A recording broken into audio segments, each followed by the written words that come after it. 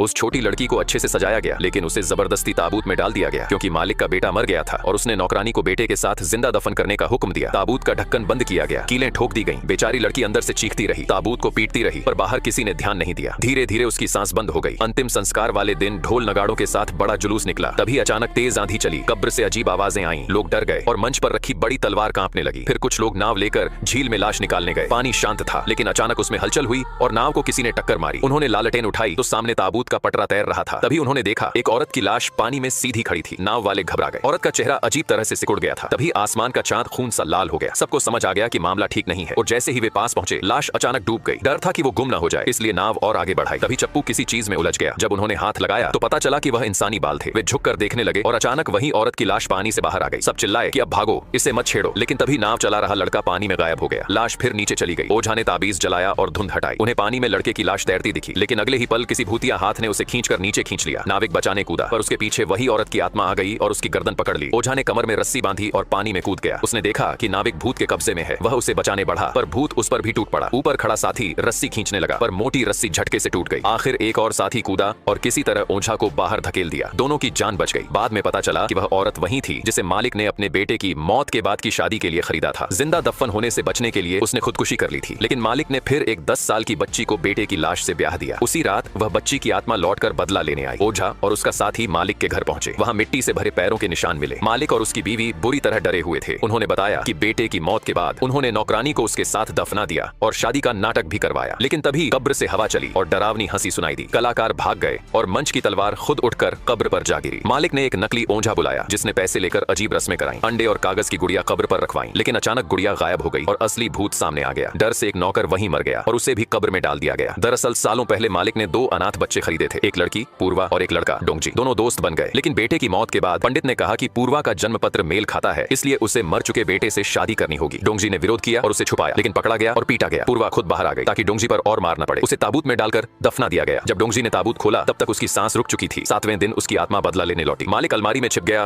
और बीवी बिस्तर के नीचे। आत्मा ने पूरे घर में आग लगा दी। दोनों पति पत्नी जिंदा जलकर मर गए। कुछ दिन बाद एक नया शादीशुदा जोड़ा लौट रहा था। कब्रिस्तान में पत्नी को लाल फूलों से सजी पालकी दिखी। पति को कुछ नहीं दिखा। तभी पालकी का पर्दा उठा और पत्नी डर से भागी। घर पहुंचते ही वह बीमार पड़ गई और अचानक शादी का लाल जोड़ा पहनकर आईने के सामने बैठ गई। उसका सिर पीछे की तरफ घूम गया। पति ने ओझा बुलाया। वह घर आया ही था कि बाहर से चीखें सुनाई दी। उसने मशाल जलाई, पर सामने उसकी ही परछाई थी जिसने अचानक रोशनी बुझा दी। तभी पूर्वा का लकड़ी का पुतला उस पर हमला करने लगा। वह बचता रहा, पर एक दरवाजे से लाल रोशनी निकली और पुतले ने उसे भीतर धकेल दिया। अंदर वह एक पालकी में कैद हो गया जो ताबूत में बदल गई। 4 पुतले उसे उठाकर ले जाने लगे। ओझा ने मंत्र पढ़ा और किसी तरह भ्रम तोड़ा, लेकिन तभी पूर्वा का असली भूत उसके पीछे आ खड़ा हुआ। उसने कहा, यह लाल घूंघट तुम उठाओगे या मैं खुद उठाऊं?